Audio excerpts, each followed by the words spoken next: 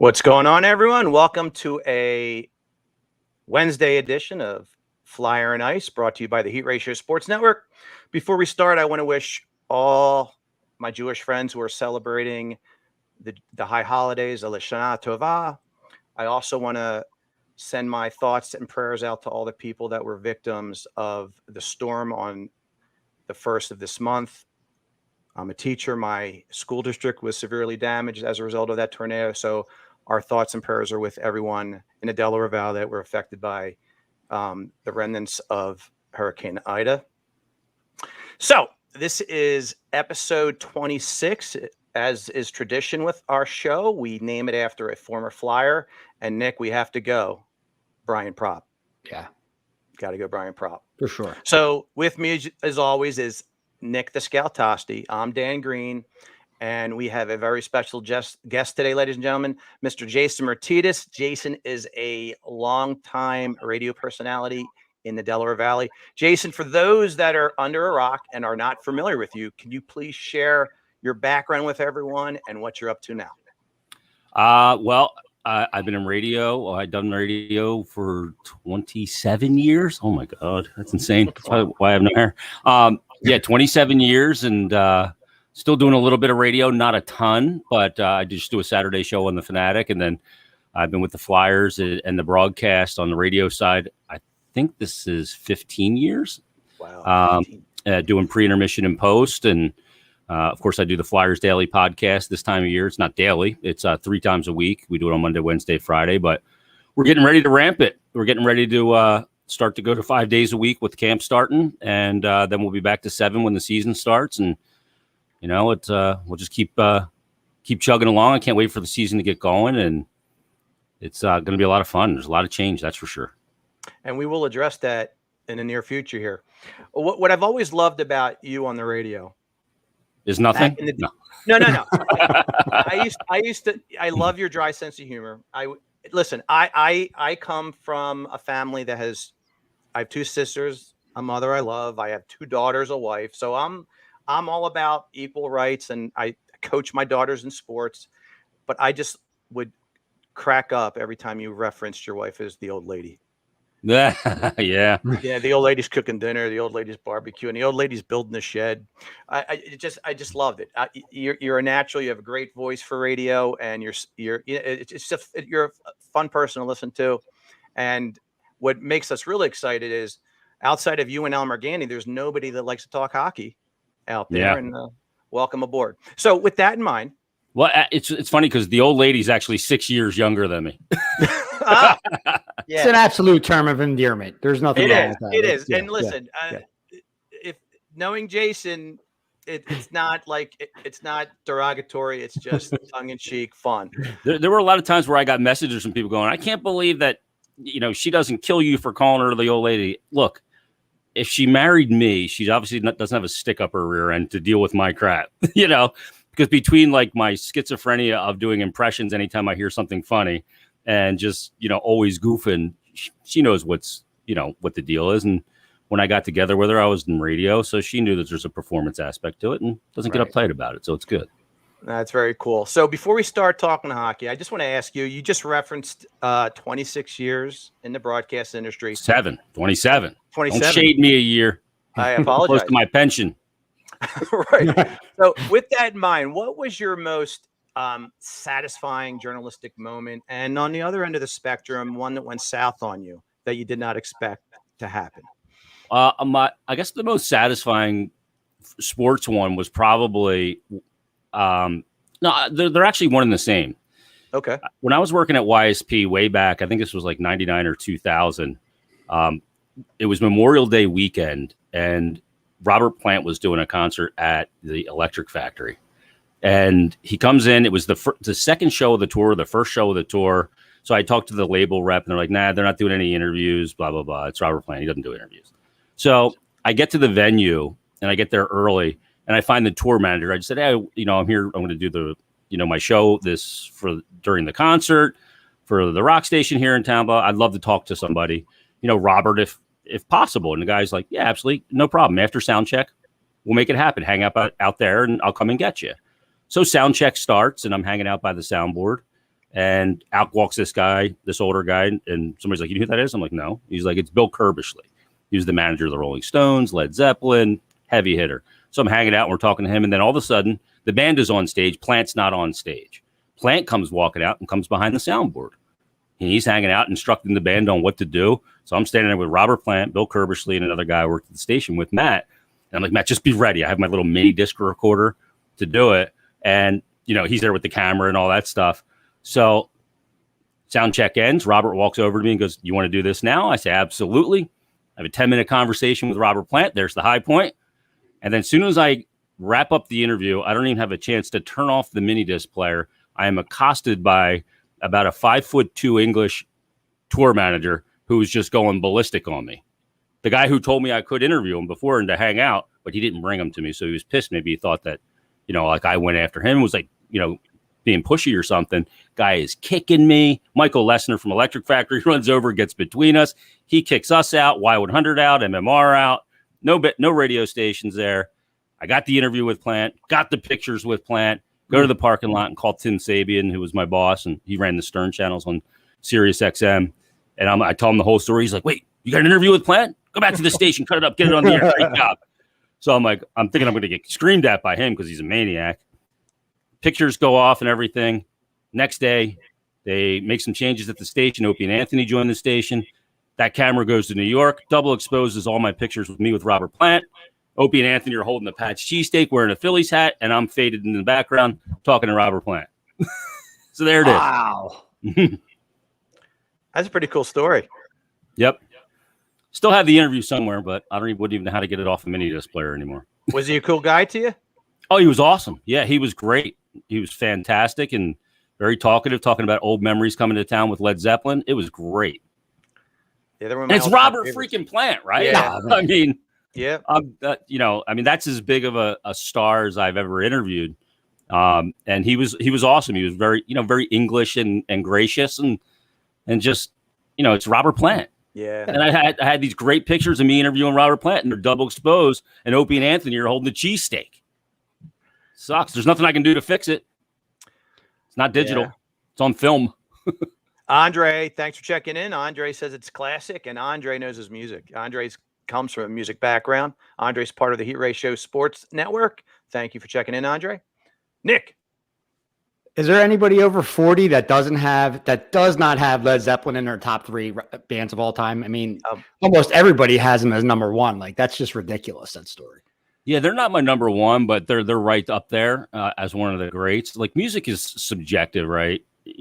I can't tell you anything that you like is bad. You can't tell me anything I like is bad. So it's just one of those things. But yeah, I mean, as far as like influence, yeah, and that's the number 1 for me. Metallica is awesome. Man. Yeah, Trevor's got it right. Number 1 for a lot of people. Yeah. Yeah, I mean, I've seen him over 60 times doing all those years of rock radio. I got to meet, man. That doesn't get any better. Yeah, I mean, I was introduced to him by a guy that drove me to school when I went to Malvern Prep, a guy that was an upperclassman when I was in 7th grade that played hockey. So he drove me to school every day, and he introduced me to him in like 84. And first time I saw him was in, I think it was 85 or 86. They opened for Ozzy, Metallica. And I got to meet him because I did rock radio for so long, and that was awesome. It was great. I mean, I still love it. You're just talking about some of the most innovative band. I mean, 2 of the most innovative bands in history. I mean, there's some more we could probably throw out there. I'm sure we could we'd have a good time having a whole show on this. Talk about music and bands and rock and songs and all that stuff. Maybe Metallica is Zeppelin, basically. They're the Zeppelin of their generation. Right. But they just have stayed together where Zeppelin did not and could not. That is correct. And obviously they lost Bonham, but Metallica lost Cliff Burton, but they moved. Right. They kept moving forward. Jason, I was trying to remember when your time at 97.5 came to an end. You're on. I remember Dan and I were talking about this earlier today. I remember you were on Mike's show as his producer, and then you left that. You got your own show at that point, right? And then and then what happened after that? I think that kind of all is a little bit of a blur to a lot of people. But maybe if you can go back to your time producing Mike's show, and then the excitement that came on about getting your own program, and then kind of what happened from there. Yeah, I mean, I went to the station. I think it was 2012 when I joined the Fanatic. I left the WIP 10 years ago this month, actually. And then I joined up with Mike, and I had known Mike from WIP from all my years there in management. And, we did the show, I think, for about almost 6 years. I worked with Mike. And then, I guess it was 2017. They moved me into midday. I got out of management, which was great. And I moved into midday with Harry, and we did the show for a little over a year. And then some changes took place, and they moved some people around, and I worked with Anthony. And then I was let go on Halloween of 2019 with, time remaining on the contract, the whole thing. But there was, budget cuts, and, it happens. I wasn't, shattered by it, and just looked at it as a new opportunity to kind of forge a different path and a little bit different path than just regular, broadcast terrestrial radio. And loved working with Harry, like had so much fun. He and I basically do a couple of shows a week anyway on the phone, just he and I, no audience. But it was a great experience. And working with Mike, you guys know Mike, he's so bullheaded and he's always right. And we saw everything totally different. And we could look at a lamp and say that lamp's on, and he'd say it's off. And, we dig it on each side. And, a lot of times working with Mike, people are afraid to disagree with him. I was never afraid to disagree with him. We had some couple knockdown dragouts on and off the air, early on, especially. But eventually we got to a point of mutual respect, and it worked. It was a lot of fun. So I think we created some really good radio and entertained people. And, I thought one of the things that with Mike, you needed to soften Mike in a way, and you need to bring fun elements and bits and those kind of things to the show to soften him, because he's always a litigator, right? He always wants to come at you. And so I was always of the mindset to try and have fun, make him have fun. And if you did that, I thought that the audience would have more fun. And, the ratings were good when we were there. And we did some good radio. I'm proud of it. Now, he can be a pain in the ass. But yeah, we've heard a few things. Off the air, you and I can have a few stories about Mike and I. We're very close for a very long period of time. So, all that being said, he is a legend in the town. Angelo, Anthony, Mike, they've been around a long time. So it all started with the great sports debate with him. I recall. I don't. All bred by Tom Bigby. Yeah. Rest in peace to Tom. But Tom was a guy. I remember him telling me, "I want my talent to have an ego. I want them to always be right."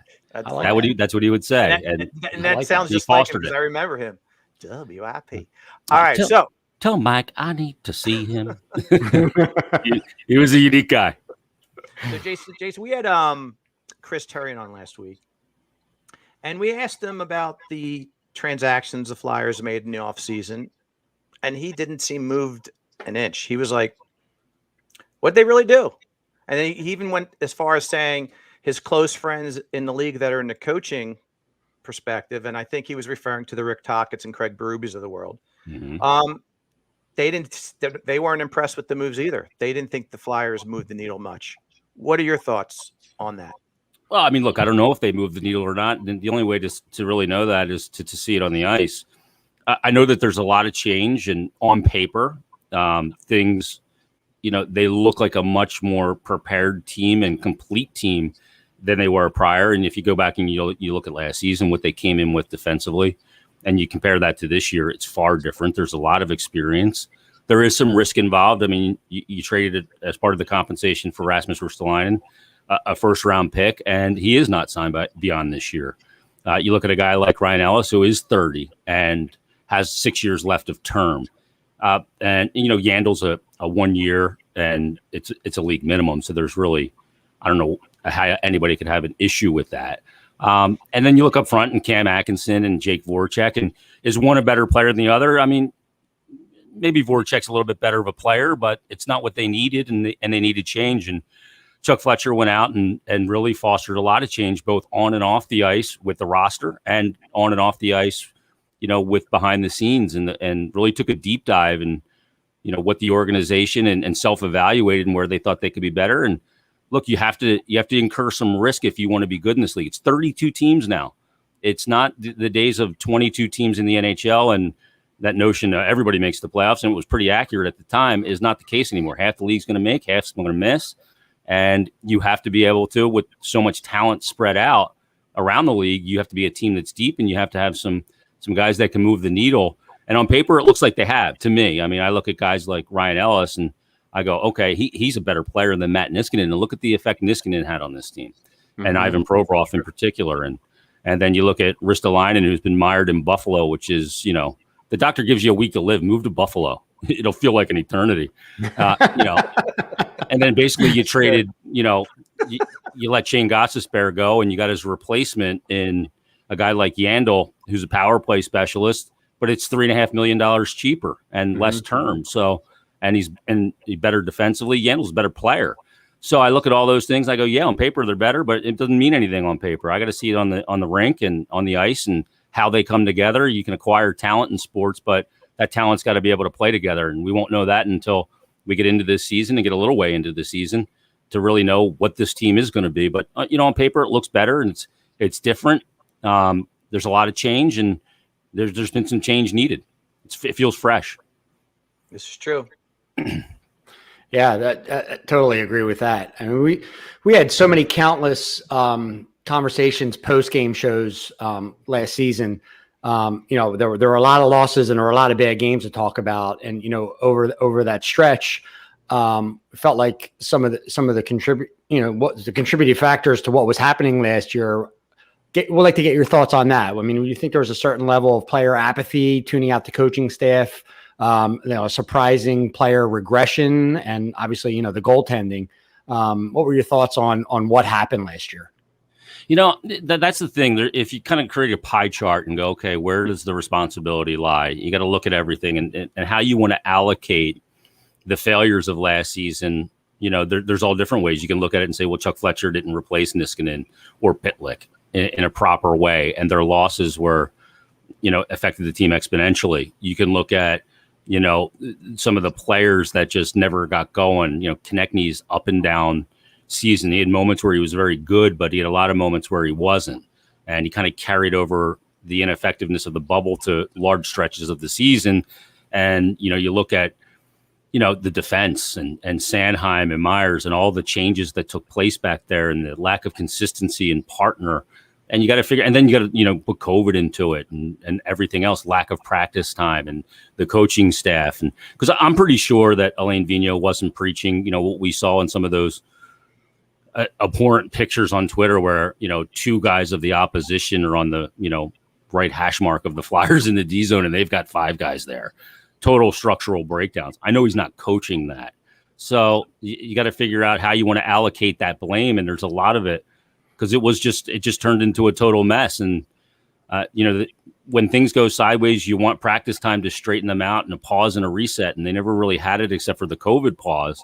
And just could never get their feet back under them. So I don't know the exact number of how you allocate that. I don't know how much you put COVID into it and you want to throw, that out with it. I don't know, but they needed to make a lot of changes and force a lot of change and change kind of the culture and the character of the team. They never developed an identity other than they consistently started slow, and you can't chase games. So it was a mess last year. It was tough. I can't believe you guys were willing to do post games. I was I think I was advertising a monster for somebody to do the post-game show on a couple of occasions, like that 9-0 and 8-3 loss to the Rangers.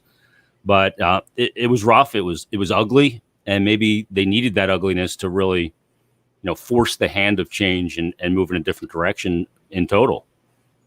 To piggyback up on that, though, what I find interesting, and everything you said is spot on, but I find it alarming from the perspective when we were projecting the season, other than Niskanen, and I guess we didn't realize Pitlick was going to be a significant loss, but really outside of Pitlick and the insertion and Niskanen and the insertion of Gustafsson, which was a terrible signing, they had a lot of stability versus other teams that lost countless players. So my other co-host, Vance, who's not with us today, we thought that would benefit the Flyers. You lost essentially Niskanen. We didn't think Pitlick was going to be that much of a deal. And so many of the players were returning. So we thought the opposite would happen, that they would have chemistry. They have a great coaching staff, 2 head coaches that are assistants in theory. So it was kind of shocking, but everything you said was spot on. Yeah, I mean, that's the thing, right? You go into a season, they didn't have any preseason games. They had a shortened camp, and it was, okay, well, you're looking for angles, and you go, okay, well, that's good because they have a team that's basically returning the same guys. They know the system. They know the expectations. They know what the coaching staff, what they look for and what they want them to do. So they should hit the ground running. And oddly enough, they did hit the ground running from a win-loss standpoint, but it never looked right. Smoke and mirrors. Yep. Yeah, it never looked right. And, they were getting outshot handily in a lot of those games. I don't gauge a lot by shots. That it's an arbitrary number. It's about quality, not quantity. But they were playing too much in their D zone, and they weren't playing in the offensive zone. They weren't owning the puck enough, but they were getting wins. So it was like, okay, well, when they come together, then it should be even better. But it kind of went sideways, and it went the opposite way. And once they started sliding, there was momentum behind that slide, and it just got uglier and uglier till eventually, I felt like they euthanized us at the end of the season just to thank God this is over. Let's put this in the rear view. But, guys have to compartmentalize it and take what they can from the season and learn from it, go into this off season, do the right things and make sure it's not a repeat performance. And some of the young guys, they got to, turn that curve of development into a different direction, because a lot of guys did regress last year with the exception of Farabee. Right. And tying into what you just said, have we overhyped our players? Is Carter Hart as good as we thought? Is Ivan Provorov just simply a number 2 defenseman and not a Norris Trophy candidate that we all thought he would be? Yeah, I mean, that's the big question, especially let's start with Provorov. For Provorov, the lack of consistency in partners is a real problem if you're playing D in the NHL. You need that because you watched him last year. You could see him thinking on the ice, oh, okay, Ghost is my partner tonight. Okay, Sanheim's my partner tonight. Or Phil Myers is my partner tonight. Justin Braun. When you don't have that consistency in a partner, if you're coming out from behind your net and you're coming up into a forecheck, you got to know where to lay the puck. You don't have time to look. I'm with Braun tonight. Okay, he'll be at the bottom of the circle. With Myers tonight, he'll be behind the net. You have to just play on instinct, because in this league, you're dead if you don't. So I think that affected him, and it affected all the pairings. There's a trickle-down effect and slotting effect of guys playing where they weren't ready to play. And Provorov is fine playing on the top pair with the right partner, but without the right partner, you try and do too much, and you try and overcompensate, and that's an issue. And you saw that on the ice last year. And then you saw it in the second pair and the third pair and down down the line.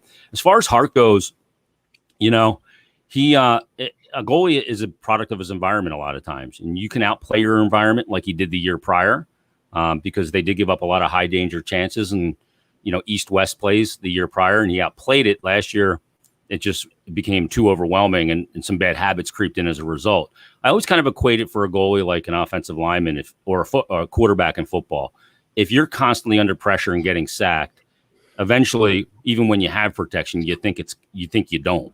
And the same thing kind of happened with Carter. The lack of structure in the D zone eventually has an effect on you. You can, as a goalie, you want to always put everything in the rear view and concentrate on what's next. But there's a game in particular I cited all the time is against Boston, where I think they lost 5-3, and he got beat 3 times in the first 2 periods of that game, backdoor on his blocker side. No backdoor coverage. He got beat there 3 times, cross ice pass, easy tap in goals. And eventually, in the third period, Brad Marchand was on the short side, glove side, saw Hart leaning to backdoor because that coverage hasn't been there, and he beats him short side glove. And that was, to me, very symbolic of the lack of structure that took place and the effect it had on him. And then, the season got on top of him as well, and he struggled. And then, part of that is environment, but part of that's on him as well. And I think it's important for a goalie to go through that. And how he has attacked it this offseason that I've talked to him, I think it's been the right way to do it and get back to your basics and the structure of your game. And the team's got to do their part and get back to the structure of their defensive system to give him in a better environment to succeed and lean on the elements of his craft the way he does it to get back to being, the Carter Hart that we saw the year prior and in the bubble in those playoffs against the Montreal Canadiens and the New York Islanders. Dan, I'm going to pivot here on my question. I'd like to stay on the topic of the defense for a second here. Jason, you talked about how important it is to have consistent pairings, and I think anybody on this program would totally agree with that. Looking at the offseason signings, looking at who's coming back, looking at who left, I mean, essentially you could pencil in at least 7 defensemen here that could etched her name into a lineup card. I'd like to see what you think the starting six looks like going into the season, and where do you see York? One of our viewers made a comment there. I wanted to check in with you to see how you felt York would fit into that whole situation.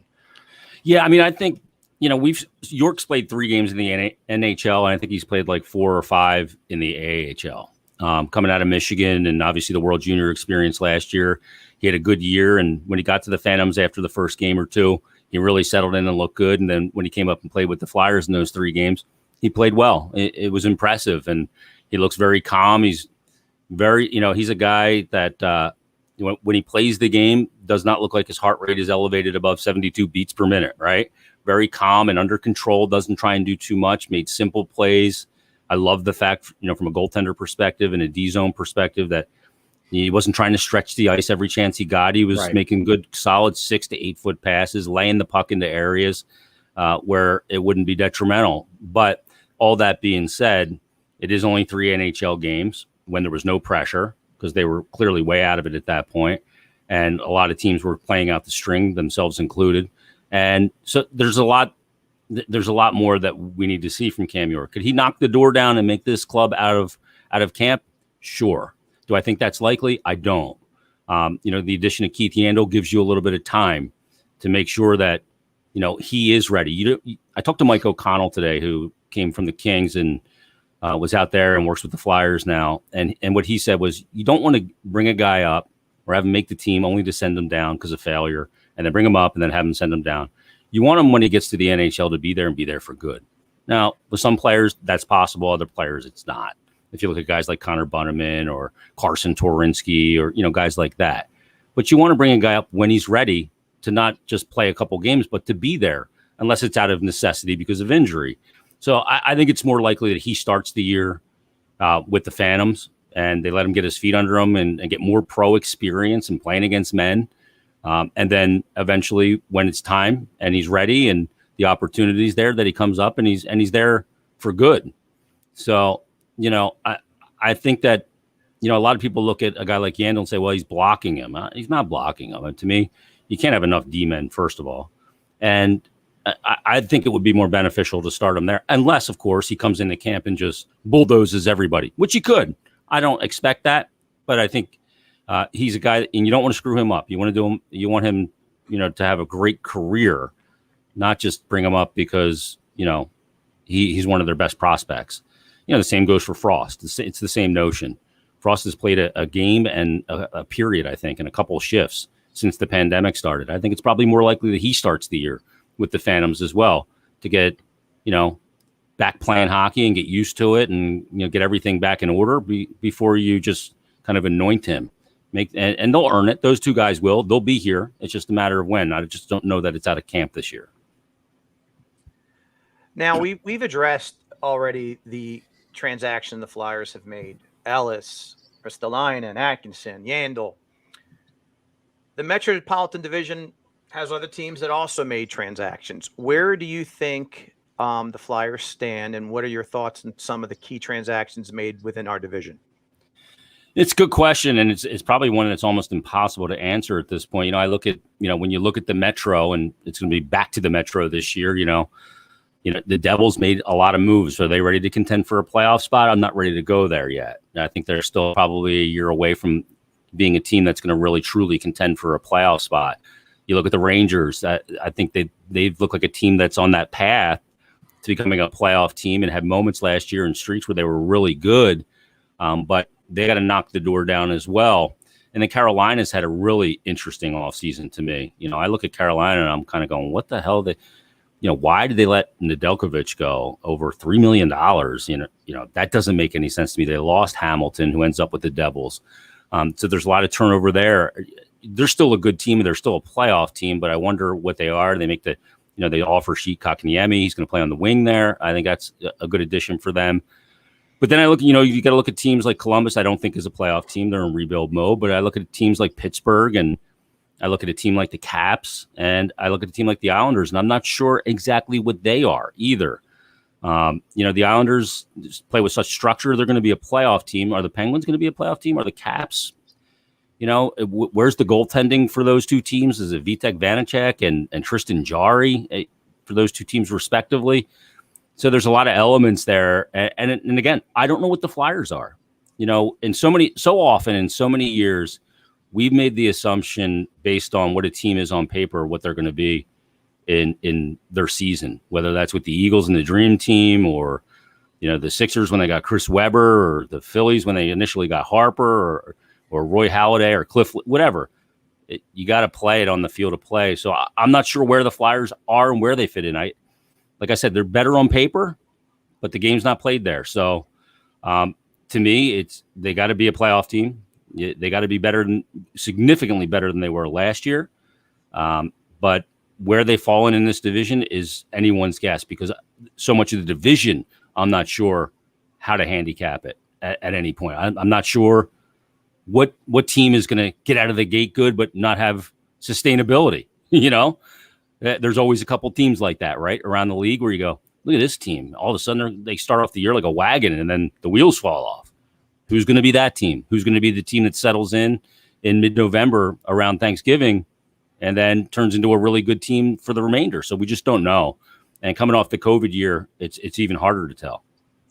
The only thing, again, brilliant points. And the only thing that concerns me, and we'll address this shortly, and Nick and I have talked about this constantly. One of our shows, we projected, we did, transactions weren't made yet, but Devils, Rangers have unbelievable team speed. Carolina has team speed. I'm still not in love with the Flyers' team speed, and that's a concern of mine. The Islanders, not other than Barzal and Beauvillier, they have speed, but they're a more structured, phenomenally coached team. So that's my ultimate concern. I'd like to hear your thoughts down the road. You could address it now if you'd like, and we'll just bypass that question later. But the lack of hands, the lack of grit, and the lack of speed was my major concern for this Flyers team. And I don't know how much of that was addressed. Voracek was fast. Atkinson is fast. Wash there. Ellis can skate, but we'll see. But your thoughts on team speed? Well, I mean, I think speed is an element that you need in today's game for sure. But there's also ways, you can have all the speed in the world, but not play fast. And they look like a much slower team last year, not only because they don't have burners up and down the lineup like some teams, but they also didn't play fast. Zone exits, horrible. You can be a team, if you can come out of your zone much cleaner, that looks a lot faster than a team that technically has more speed because of the way you can move the puck up the ice. One thing that, speed looked like a detriment in back pressure last year. Why? I think it was more because they didn't get the puck deep. Dump ins to the top of the circle, not below the dot. You're just giving the other team a shorter distance to go in transition. And then if your forwards are caught down low, you're screwed. They run a 2-1-2 split forecheck. If that puck doesn't get deep, then you're in trouble because you're selling out with two forwards on the forecheck. So you already got two guys deep. And in transition, you're dead if you don't get the puck down below the goal line. And they didn't do it last year. They didn't do a good enough job, on dump ins and getting pucks deep on turnovers that they created in the neutral zone. And the other team's going from the top of their circles right back on them. Odd man rushes the other way, and they're chasing the play. So you can play a lot faster. It just depends on how you exit your zone and how you execute your forecheck. Coming out of your zone is paramount. And we saw, like, Konechny, he was scratched last year because he's flying the zone. Now, people say that, shouldn't that attribute to speed because you can stretch the ice?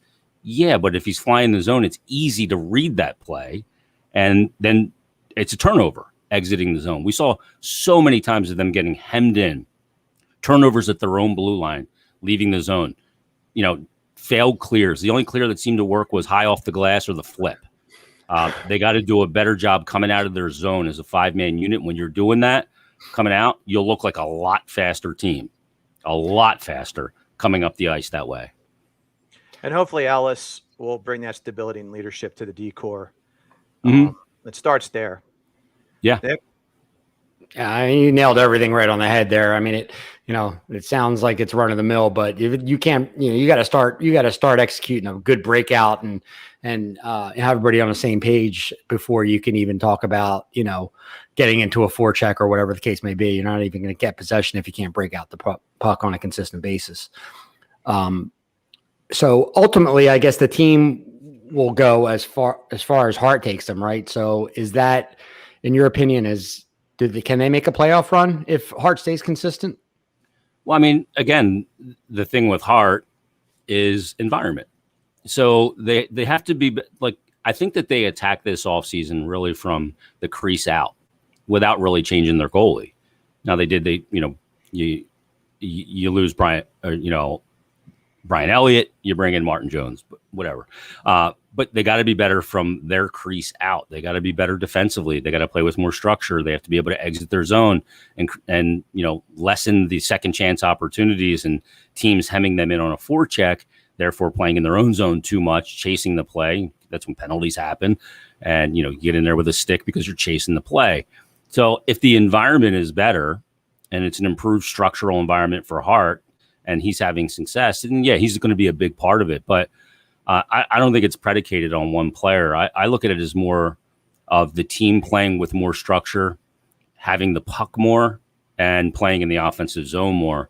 That's the biggest catalyst to whether they're going to be a team that's vastly improved and one that's going to be a playoff team. Yeah, you need the saves, absolutely. And if the environment's good, and I think that he'll give them to you. And there's going to be breakdowns in the environment in hockey because there's another team trying to, dictate the terms, against you. So, and he's got to be there and he's got to make saves that he's not supposed to make. Got to make the ones that you have to make, and you got to make some that you're not supposed to make. That's right. That's what successful teams do. And you just look at like the Islanders. When Barry Trotz got there, that team the year prior under Doug Weight gave up the most goals in the NHL with Thomas Greiss, and I think it was Halak. It was the most goals given up in the league. These goalies suck, right? They can't stop a beach ball from the blue line. Next year, Barry Trotz comes in, Mitch Korn, and the system. They give up the least amount of goals in the National Hockey League with the same two goalies that couldn't stop a beach ball the year before. Why is that? The environment was much better. It was adding a level of predictability to the way a team attacks you is everything for a goalie. And when you add a little bit level of predictability and a goalie has trust in the support around him and the players around him have trust in him, that's the infectious part that can really put a team into a different level. They shaved the Islanders from Doug Weight to Barry Trotz 102 goals year to year, more than a goal per game difference year to year, just by tightening up their structure. You want to play goalie in the league? Play for a Barry Trotz team. Right. It's a hallmark. They got to get back to that. The year prior, the Flyers were 7th in goals allowed. Last year, 31st. Allowed the most. The only interesting dynamics with that is they had the same coaching staff. You thought a Vigneault would have brought the stability. So, again, should we be alarmed, or the new culture via new players will be that change? Well, I mean, it's a combination of, veteran players having more talent across the board, not only in the entire lineup, but especially in that defense room, right? With guys like Ellis, Ellis is your replacement for Niskanen. They weren't able to replace Niskanen that last offseason. There was very little movement. They got Eric Gustafson, who's a gong show defensively, right? I mean, he is just tough. I mean, he's a beer league defenseman. He's an NHL player marginally, but he's a beer league defenseman. But, you hope that the addition of those guys and the consistency in partners and the fact that everybody's slotted correctly now. When you're moving guys up, like if you're moving Phil Myers up to your top pair, he's not that guy. He's not a top pairing right side, right shot defenseman. The year prior, you look at top lines that they faced in the division. Ovechkin's line. Ovechkin didn't have a point against the Flyers 2 years ago. You look at the Boston line with Bergeron, Pasternak, and Marchand. Very little success against the Flyers. You look at the Rangers and their top line with Panarin and Zibanejad. Very little success. Last year, top lines feasted on them. I mean, Jesus, Zibanejad had 2 6-point games in a row, right? He ended his slump. Yeah. Bergeron line, feasted on the Flyers. Ovechkin, feasted on the Flyers. Crosby, always feasted again. If you can't, at least those guys are going to get theirs. They're the best lines in hockey for a reason. But you got to mitigate that. They didn't mitigate that last year because they didn't have a top pairing worthy of mitigating it. You hope with Ellis and Provorov that they have that pairing and they can mitigate that a little bit and, be on the plus side. Now, you mentioned predictability earlier. I still think something's going to be predictable, which is a concern of mine. And in my moniker is the word old school, because despite my young looks, I started in the mid-'70s watching the Flyers. And I still see them as a soft team. I know Ristolainen is a banger, but he fights like a basketball player. So we don't have that element. We're going to be facing Martin, Hathaway, now Reeves, Wilson, Clutterbuck. And I still don't see that significant power forward that unless Moran dresses in these games, how are we not going to get run around the rink with certain teams? Well, is it about fighting or is it about physicality? There's the physicality. I mean, I don't see that with our team other than Ristolainen. Yeah. Oh, so, and I agree with you. And I'm a bit of an old school thinker in this. And I was called a dinosaur because I loved the Ristolainen signing because he brings a ton of nasty. Yes. Like he is a prick on skates. And I mean, he told me on my podcast, I want to be piece of shit out there. That's what he told me. That's a horrible Finnish accent, by the way. But but that's what he told me. And he's a guy that will be very physical, and there will be accountability on the ice because he's out there. And again, I don't mean fighting. Like, you're right, he's not a great fighter. And it's not about fighting because there's so little of that in today's game. But there's got to be accountability on the ice. And I asked Danny Briere about it.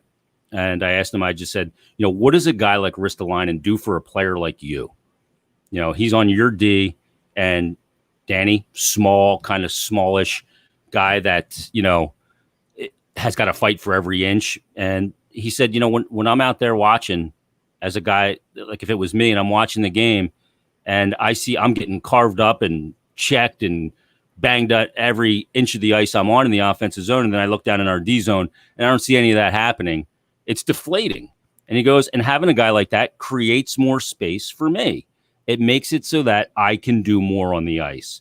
And I'll read you an exchange I had with a current player. I'm not going to say who it is because he asked me not to. Okay. But in regards, and I texted him kind of when they got Ristolainen just to kind of get his thoughts on it, and because the analytics people hated it and all of that. And so I just asked. I just said, when you look at all of these things with the analytics and things that you can't measure, which is accountability on the ice, and he used the word fear. So what he said to me was, hockey's a simple sport until you over-evaluate it. There's no analytics for fear when you're on the ice, because you can have all the skills in the world, and this player that's saying this is very skilled, but all those skills can be taken away with fear. Tough teams have more rooms to make plays. And then he said, makes sense. Don't quote me on this. So I'm not quoting him on it anonymously. That's why Martin McSorley was on the ice for Wayne Gretzky. Give him all that space. Created That's exactly space, why right? he was there.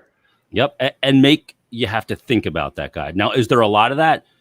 Not a ton of it. I don't think you can have too much of it, but make no mistake about it. When the Tampa Bay Lightning got swept by the Columbus Blue Jackets, and they had none of that, they just were flying up and down the ice trying to outscore teams. It didn't work. Then they went out. They got Blake Coleman. They got Pat Maroon. They got Barclay Goodrow. They went back-to-back cups.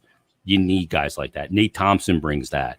They have other guys that can bang. Nicholas Aube-Kubel's got to have a monster bounce-back year. He can be a guy that bangs, and there's accountability on the ice. And it becomes infectious because, one big hit leads to another big hit. Physical play and accountability leads to more physical play and accountability. And you're right. Reeves is in the division now as a protector for Panarin. You got Tom Wilson. You've got Matt Martin. You've got these teams that have that, and they needed that. Broussard's a guy that can bring some grit. So they have more than they had before. Is it enough? I don't know. Is it going to play out where they're a team that's much more difficult to play against because there's accountability? I think there will be, because I think just the addition of Rasmus Ristolainen checks that box in a big way. He is a pain in the ass on the ice. And there's guys that I've asked that played against him. They say, we do not like playing against them. And if you want to pay the real dividend on that is if you get into the playoffs and you got to play against Rasmus Ristolainen for 7 games because he will wear you out. And he is a freak, physical freak. So he's never able to get in the playoffs in Buffalo. That's Buffalo. But, he's a guy that'll really pay dividends, I think, in that role and playing division teams over and over again in the season. He's going to drive opposition crazy. He knows what he's there to do. He's comfortable with the role, embraces it. Like you said, I want to be a piece of shit out there. So he needs to be to the opposition. Well, but it's a fair criticism. I mean, one thing last year when Oscar Lindblom dropped the gloves and Joel Farabee dropped the gloves, unacceptable. Well, it's funny. What inspired that question beyond the fact that that's kind of my mentality is I happened to watch a wonderful show on Amazon the other night called Ice Guardians. Mm-hmm. A definite watch for people that love enforcers and really, Jason, I think Bryant Reeves is literally the last of the enforcers, a guy that really technically doesn't play that well, but is still in the league. Wilson can play. Hathaway can play. Mm-hmm. Reeves is it. He is the dinosaur of the enforcer days. So I agree with you. That old school hockey of fighting, I'm not necessarily looking for that. But when Wilson totally, like you said, destroys a player, I don't want Lindblom to have to drop the gloves. So I just like to know we have someone like a 25-year-old Wayne Simmons out there. And we don't quite have that yet. Yeah, I mean, you need a guy that, goes Godfather on him. Somebody's got to answer for Santino. You know what I'm saying? And, if you're going to run around out there, then okay. You're going to run some of our smaller or skilled players, then we're going to run some of yours. I remember a story. I think it was Craig Berube that was telling it on my Stick to Hockey podcast when I had him and Keith Jones on. There was somebody that played for the Rangers that was just running around like a maniac. And Berube stood over in front of the Ranger bench during a TV timeout and went up to Brian Leach and said, "Get your dog on a leash or I'm going to take it out on you." And Brian Leach goes down the bench, whoever the guy was, I can't remember who it was, and told him, "Enough, because I'm going to get it because of you. You're writing a check. I got it. My ass has got to cash." So no. So that's what's got to happen. That's the trickle down effect of, okay, you guys want to you want to run around like an idiot, Reeves? Okay. Then Panarin better have his head on a swivel, because every chance I get to bang him hard and ride him off, I'm going to do it. And your team's not going to like that. So having that element, I think, is enormous. And it does. The player that texted me that I read you. And that's a player that needs space on the ice. And when you got nobody that can hold the other team physically accountable, you have none. It's choking. We're in agreement. We seems like a lot of these shows that we're doing, we're spending a lot of time talking about, and we should. I mean, the opportunities that we have on the defensive side and on the grit. At the end of the day, we're going to need to score goals to win games. I mean, I think that what do we see? Who do we see as consistent guys out there that are shoot first mentality now? Have a nose for the net, can get can put the puck behind the goalie. And, do we have that? I mean, are we going to be able to win games 5-4 if we get, a little behind early in a game?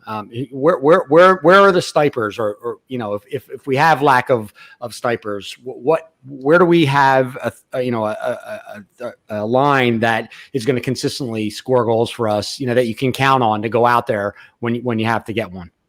Well, I mean, first of all, from my perspective is I'd rather not win games 5-4. I'd rather win games 3-1 and 4-2, because I think the teams that win games, 6-2, 5-1 in the regular season, they get in the playoffs and they don't do much. You look at a team like Toronto, right? They're not built for that because the playoff game is so different. I'd rather be a team that gives up the 7th least amount of goals and score the 16th most amount of goals in the league.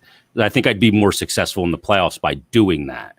But that being said, again, this is going to be with this team, especially like it was 2 years ago a team that spreads it around. It's going to be getting scoring from multiple places, throughout the lineup. You're going to need your top 6 guys to be your bread and butter point getters. Guys like Konechny, he's got to have a good year. He had back-to-back 24-goal seasons. The second one of those 24-goal seasons in just 69 games, 30-goal pace. He's got to get back to being that player. You got to have a guy like, like Jake Voracek, like James Van Riemsdyk, not to, in essence, duplicate what he did last year because he had a really good year, scored 17 goals last year. But he's got to have he's got to be good on the power play as a net front guy, and he's got to come up with those clutch goals. Farabee, 20 goals last year in 55 games, 30-goal pace, has got to be that guy again. Lindblom's a guy that prior to his diagnosis was leading the team in scoring. And I think you're going to see a far different Oscar Lindblom this year as well. He's got to get back to being on that trajectory. And then you look at, guys like Kevin Hayes, got to score more goals. Got to, stop with some of the senseless dead angle shots that kind of thwart a good offensive zone possession. Just throwing a dead angle shot on a goalie, and because that can just end any sustained forecheck that you had. So he's got to be better. And then you look at guys in the bottom 6, and Scott Lawton's a guy who needs to be a little bit more consistent. I mentioned Albay Kubel. You're not relying on these guys to fill up your net. What's Wade Allison going to be, right? Had a decent season last year, scored 4 goals in his 14 games, and got a little bit of power play time. He's another one. And then defensive scoring 2 years ago was something they did really well. Last year, not so much. They need to get back to that as well. Couturier's got to be a guy that's going to give you what he gave you those back-to-back years, about a 30-goal scorer, about a point-per-game guy. I expect a big year out of him. So it's going to be more balanced. You're not going to have one guy that's going to go out there and give you 45. Atkinson should give you 32. He should get some on the power play. He should get some on 5-on-5. So, and he's a shoot-first guy. They need to philosophically as well get out of this mentality of, no, here you shoot. No, here you shoot, and give him the puck off. I swear they could have a 3-on-0 and not end up with a shot on goal, a registered shot. Or a 5-on-3. 5-on-3, they were brutal. Yeah. I mean, you got to get the puck. Eventually, I want a guy that gets the puck on a stick and says, I'm shooting. Shoot now. Ask questions later. And Atkinson's one of those guys. It's why I was interested in Tarasenko, because he hasn't found a shot he doesn't like. But we'll see how that plays out. But they're going to be a more balanced attack team that can get goal scoring throughout the top 9 pretty consistently. And a team that can, get their goals that way. Again, I keep referencing it 2 years ago. They were 7th in goals allowed, but they were also 7th in scoring that year. And do they have more scoring on this team? Potentially. So if you look at it, you can't look at it and say, well, they don't have a 40-goal guy, so they won't score. And I know a lot of people wanted Line A, and Line A is great when he's grooving. But there's a lot of times when Line A is not grooving. And when he's not grooving, he's an absolute mutt. And Flyer fans, he's one of those guys that looks great from afar. Great release, great shot. He's got a skill that not many people on the planet can possess, that ability to shoot the puck like that. But he's also got the ability to disappear in long stretches, 10, 15-game stretches. And when he's not scoring, he's a net negative player on your team. And that's why I wouldn't have been in favor of giving up a substantial package to get him. Interested in him? Sure. But it's going to cost too much to pay him, and it's going to cost too much to get him. So therefore, I'm not interested, because I just don't know that he'll ever play the game the right way. That's a really good perspective. So, Jason, our last question, and then we get to a fun segment that we do every week. You put on your Twitter poll yesterday, I believe, regarding the Flyers having nominees for their Hall of Fame. So I want to go over that and get everyone on this panel's opinion. And viewers, please type your thoughts as well. The Flyers are going to have... Now, Jason, is it one or could it be more? Do we know? It can be more. Yeah. Okay. Yep. So so the nominees to go into Flyers lore is, we have Rick Tocchet, we have Mark Recchi, we have Simon Gagne, we have Paul Holmgren, both as player, coach, and GM, and Lou Nolan. My opinion, if you're going to go one or two, it's really, to me, just Tocchet, Gagne, Recchi. Holmgren was a very good player, He had some bad coaching years. He had some good GM years, some bad GM years. Bob Kelly, love him. Met him in person. I don't think he's a Flyer Hall of Famer. He was part of the great team, but then Selesky's got to get in, or Kinderchuk's got to get in. Everyone's got to get in from that team then. But to me, my favorite player of all time is Rick Tocchet. That's who I want in. Jason, who would you want in? Well, I'm a voter, so I'll just say that right away. Nice. I have been impaneled, so I can't say who I voted for because I have put my votes in already. Okay. And we kind of vote them in, 1, 2, 3, 4, 5. We kind of rank them, and then the entire it's like weighted. So look, I look at all of them, and again, like Bob Kelly, I didn't see Bob play a ton. I was obviously very young when they won the cups. He scored the clinching goal to win a cup. And I think the one thing too is this is also about just contributions to the organization in total. So it's not just, Bob Kelly's player. He's been an ambassador for the team for 30 years and does countless events. So that's part of the equation. And then, Lou Nolan is the only member on this planet Earth that's been with the team since they came into the league in some way, shape, or form. Did PR the first couple of years and has been the public address announcer, I think, since 72. So he's been around forever as well. I mean, he's been doing it. I was born in 72. He's been the PA announcer since 72.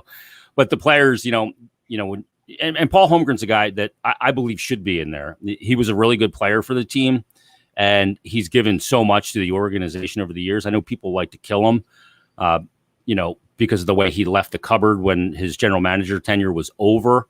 But he also coached the team when, during a period from in 89 when they weren't very good and they had those years and they had to retool and eventually got Lindros. But he's a guy, a hockey lifer, has done a great amount for the organization. And if you just heard some of the stories of the way he's taken care of people behind the scenes, then I know that's not really the point of going to the Hall of Fame, but it's a big element of who he is as a man. But when I look at the three players, Recchi, Tocchet, and Simon Gagne, all three are very worthy. All three played the most games in any jersey as a Flyer. Tocchet played over 600 games as a Flyer, had the C on his jersey, turned into a player that a lot of people didn't think he'd ever turn into. When he first got in the league, never really thought of as a super skilled player and kind of in that mold of Cam Neely as a power forward. But, had some 40-goal seasons in the league and was a tremendous player here in Philadelphia in 2 stints. So he's worthy. Recchi, is a guy to me, holds the franchise record for points in a season, if you can believe that. It's not Clark. It's not Lindros. Correct. It's Mark Recchi at 127 and was a really good Flyer. And then, Simon Gagne, not only was he a really good player, he was the face of the team for a long time and scored some huge goals. Huge goals for the team. Go back to the Boston game in Game 7, the go-ahead goal in the power play, and you go back to 2000, he had a huge goal in that run towards the conference final and was a really good player here. So any of those three guys, I look at and I go, no problem with any of them getting in. The order with which you have them could change per person. Recchi's a guy that I look at and I go, man, how's he not in already, right? So you look at all those guys and they all belong there. Who's going there and when will be determined by the voting. And then, I look at guys like Holmgren and, Lou Nolan needs to be in the Flyers Hall of Fame. He really does. Right. He's been the voice for so many years. So maybe they put in one player and one pseudo constructor or, and we'll see how that plays out. But, when you're making a list, there's a lot of names I could add to that list too, right? For consideration, and the nomination committee, which I was not a part of, had to go through that, and they've nominated, these names, and we'll see who gets in, whether it's one guy or maybe a couple for this season. All right. You made me feel small because I was thinking strictly skill on the ice, but yeah, the ambassador angle is important. And think about this: Lou Nolan has never slipped on the ice when in the old Spectrum days when he had to walk from one side of the ice to the other on clean ice after the Zam has already cleaned it. That is no easy task in dress shoes. Right, and he also is the MC for every important. He'll be MCing himself into the Flyers Hall of Fame. Yeah. Right. He's MC'd some huge. I talked about this on my Flyers Daily podcast with Bill. He's emceed some enormous nights. Bob Clark night. When Pelle Lindbergh passed away, that next game against the Edmonton Oilers, a 1-0 win. he was there for that. I mean, he and Gene Hart did that one, and I mean, there's some big moments that he's emceed, and that JJ Daigneault goal that happened at the Spectrum when he announces that goal, and we all remember those moments. And he's the voice of them, and he's an awesome guy too, like such a nice guy. And as a kid growing up, my dad, when he finally made a little bit of money, invested in season ticket, and it helped with my love of hockey. And we had season tickets in Section R, Row 7, and here in Lou and all those years. And when my dad passed away, Lou shot me a real nice note and everything, and didn't have to do that. And getting to know some of these guys as people too. I know a lot of people don't get to do that and don't get to have that as part of the consideration on who they think should be there. But and Paul Holmgren, just what he's done for so many guys, off the ice is, some of it public, some of it not, but it has been just incredible, like the man that he is, and what he's done for USA Hockey, I think, is something that I always look at as well, in the growth of the game in this country. And we see it at the draft every year now. So many Americans like getting drafted high, and he paved the way. He was the first American to wear a Flyers jersey, first American player. So I got to look at all those things and consider them all. And you got to look at you do have to. There's some knocks against Paul for the general managership at the end there, but he also made the Pronger deal, which I think puts them in the finals in 2010. So there's some good elements there as well. All right. So Nick, basically we have all viable good candidates, but I think you're right. Well, Nolan goes in, and hopefully 1 or 2 players. So you're voting Talk as your player? Well, if you're going player, I go Talkett. I have no problem with that. Yeah, and I don't know the behind the scenes stuff with Holmgren. The thing with Holmgren, that's maybe you could clarify this. He was essentially fired, resigned, became president after he did a horrific job as a GM in his last tenure. He hires Hextall, and then he ultimately fires Hextall. I mean, he was replaced by Hextall, and then he fires Hextall. Well, I think the hiring of Hextall was Mr. Snyder more was right behind that, and moving Paul up into a president role, and Paul was less involved in hockey ops at that point. And was more on the business side, oddly enough. I remember going to he broadcast meetings, and Paul would be in those. He replaced, I'm drawing a blank, the guy, I'm drawing a blank who he replaced. Peter Luca, maybe? Is that who he replaced? Peter was more building and Comcast Spectacor, but so the roles were far different. And Peter was, would actually meddle a little bit in hockey ops as well, but was more of the business side and building side and running Comcast Spectacor. But no, Paul was, the president and an advisor, a guy that they could bounce ideas off of. And he's well respected in the hockey community. Chuck Fletcher sees him as an asset. And I know a lot of people look at it and they say, oh, Clarkie's still around, Homer's still around, these failed GMs, blah, blah, blah. But, having as many hockey people around as you can is always a good thing, which goes, kind of back to Mike O'Connell, who they brought in from the Kings. He's a great hockey mind, former GM, worked with the Kings organization out there under Dean Lombardi, and is now a special advisor to Chuck. And you can't ever have enough of those guys around to really help you out. And I think the important thing that those guys do is they make you look at, yourselves and the organization and everything in an honest way, not to look at stuff and just kind of make excuses, but to look at it and say, how can we be better? And, having those kind of minds around from different eras and even now, I think is a good thing. Okay. So we will close our show with a fun segment that we call the penalty box. I've never been in the penalty box. I'm a goalie, so we never had to serve our own penalties. Well, you're going to be in it now. Oh, sweet. So did I have Nick serve my my minor penalty? I've gotten a major. I've gotten kicked out of a game before, but I've never gotten a major. This is the kind of penalty box you want to be in. So Nick, what time is it? It's time for the penalty box.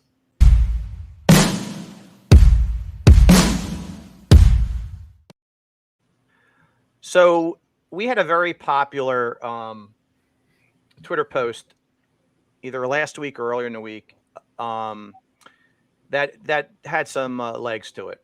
So Nick and I are going to give our feedback, and we'd like your feedback. And again, viewers, we'd like your feedback as well. So I put together a list of or graphics of the I best saw jerseys. this. Yeah, awesome. you guys. I was tagged in this, and my freaking phone was vibrating like a Sibian machine on the old Snort show because everyone was responding for Nick's days. responsible for the tagging. I'm not me. so sorry. Yeah, I didn't know My it wife was was going to get trying like to steal 100 my phone. retweets. I was wondering why my wife was trying to steal the phone. It kept vibrating. Jesus. The old lady was like, "Give me that thing." No, anyway. All right, so you're the guest of honor. Give me your top 3 on this list. All right, top 3. I would. Are these in order? It doesn't have to be. Okay, I'll give you my top 3, my bottom 3. Ooh. In my top 3 is number 9, the one that Talk's wearing. Mhm. Love that jersey, the old school orange. That was the road jersey back then. They wore white at home. Correct.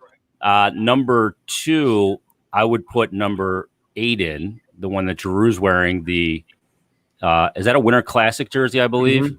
Yes. Yep. Is that Brizz's year?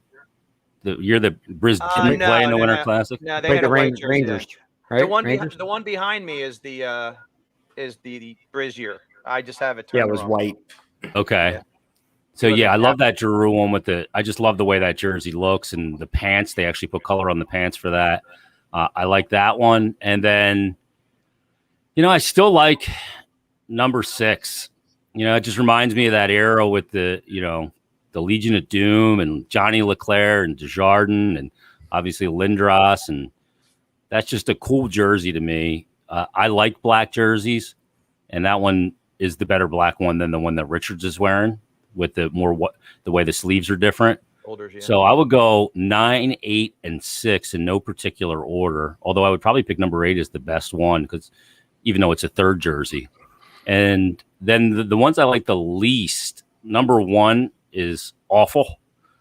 Number 11, sorry, Joe Heller, who was a part of the 50th anniversary jersey. Gold does not work with orange and black. And then probably number 3. The old ones I can't, number 2, I can't qualm with. I can't, 12 with Clarkey as a classic jersey with the C in white outlined in orange. I mean, but yeah, number 1 is the worst. And I don't like number 5 either, to be honest with you. I did not like those Stadium Series jerseys. Okay. Did not like them. It's just too much black in there for me. So I like the Stadium Series jersey when they played in Philly, but I don't like the one from the Pittsburgh year. And that Pittsburgh one was a miserable experience for me. Miserable. You're on our thumbnail, obviously, for this episode, and I believe the thumbnail picture is you at that game, that rainy, wet game. That's the game you're talking about, where Giroux scored late. Yeah, well, the one that was in Philly, and then the one 2 years prior in Pittsburgh at Heinz Field. The day before it was like 68 degrees in February, and I was at my buddy's house. We're in Pittsburgh, and we were grilling outside. And then the next day it was like miserable in the morning, or nice in the morning, and then it just got colder and colder. And just the experience. The rink is actually like risen up on the field, and they wanted me to sit in this chair. I'm the rinkside reporter, and they wanted me to sit in this chair. And like I'm down below, the rink's like 3 feet off the ground. And I can't see it. You can't see through the boards, right? I would just see some heads when they came by. And I'm like, they're like, you can't be in the TV shot. I'm like, you got camera guys everywhere. So I had to fight this war for about the first half of the game to get on the glass because Tim Saunders and Steve Coates are in in Harrisburg calling the game. So we need somebody on the glass. And eventually I got on the glass for it, but it was just my computer froze because it got so cold. It was crazy. It was just not a great experience, but I've done all the outdoor games right on the glass, and it's been good. The one in Philly kind of sucked because the rain, the ice was crap, but the outcome was good. But doing it Fenway in 2010 was awesome, and then Citizens Bank Park was cool in 2012. So some cool outdoor games. But yeah, I gotta give that number 8 jersey the nod as the one I like the most. Yeah, plus I like the color of orange. Yep, Nick and I picked that on our pool on our poll as well. Right, Nick? I went 8, you went 8. I think why 8 looks so good is you know what I like when the helmet matches the color that's on the shoulders, and when you substitute the black on the orange instead of the white on the orange, which we're always so used to seeing white on the orange. If you look at all the rest of the jerseys, like even the Taka jersey was so. Jason, I mean, I have evidence that 8, 9, and 6 were my picks, which is exactly what you picked. But yeah, the Taka jersey, you've got the white sleeves with the black helmet, a little more of a contrast. But when you throw the black on the shoulders, man, and that color orange is so, oh my God, it's so sweet. Like that is just, I would love to see that start to become their primary jersey. But I also would like to see Clarkie's jersey with the white helmet and see what that looked like. I bet you had a modern day version of that jersey, like you said, with the C outlined, and maybe even do the numbers outline like that. I think that would be really cool too. Yeah. The Clarkie one it's weird. It's like almost a reddish orange. Yeah. And you see some of the ones where people go like a cheap site and get one as a throwback, and it's actually red. You're right. You got to have enough orange tint in there. But do we all agree that 11 with the gold is 11 and 1 are awful? Yeah. I think what really kills one is it's a bad jersey to begin with, and then you got that logo that they made with the 3D weird logo dot in the middle, and don't mess with that. Don't mess with the logo. Just leave the logo as is. I have to be candid. I picked 11 as a top 3 jersey. I really like it. Do you really? I apologize. What It's are you, funny a though. communist? How can you like that? Well, I don't know. The gold just clashes. Jamie Leach ripped me for it too, because we did an episode with all like league-wide jerseys, good and bad, and he doesn't like the current Flyers highlighter orange look, as he calls it. If you look at Chemo's jersey, it's a little highlighterish, So it would be nice to go back to the Rick Tocchet orange that you see there, Rick McLeish. But yeah, so I went 8, 5, and 11 as my favorites. I like to change things up, and if when you get to know me, and Nick will tell you, every 5 minutes I'm changing our Flyer and Ice logo on the websites. I just love playing around with colors. So I know the goalie coaches over the years hate the black jerseys. Right. Makes the goalie look so much smaller. Okay. Maybe they hate black pads, and they hate black jerseys. Interesting. Goalie looks way slimmer. Maybe hide the puck a little bit more though. When I don't know if that's a thing or not. But if goalie doesn't want to hide it, you want to find it. No, for the bad guys. Yeah. Right. But when you look at like when a shooter's going in on a goalie, it's a fleeting glance of where you're going to go, right? And if you see contrast between the net and jersey, you see a lot more net. If it's in a light jersey, you don't know where the goalie stops and the net begins.